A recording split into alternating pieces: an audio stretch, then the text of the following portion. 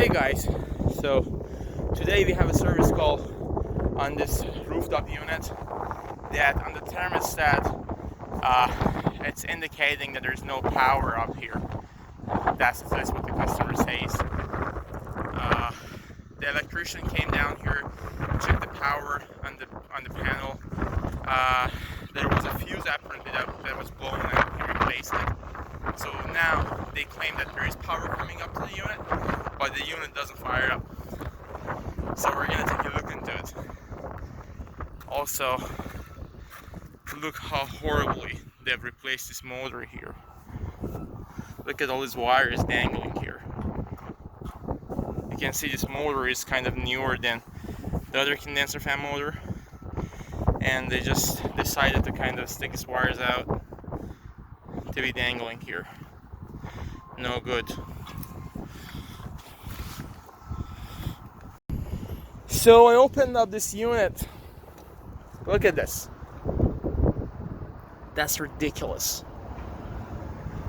Oh man, people do all type of work out there. This unit hasn't been maintained for a while, that's for sure. So far, what I found was a blown low voltage fuse on this thing. So I'm gonna bring one from the truck and try to replace it to see what happens. But that's what I found so far. I have to try to fire up that control board to see what else is happening here. This thermostat module kind of looks new here, so they probably wired it like wrong, and that may have caused for the fuse to be blown.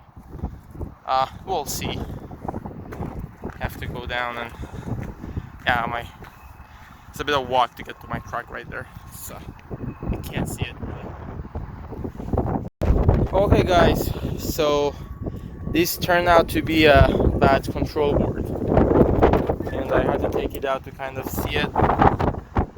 You see this little diode here.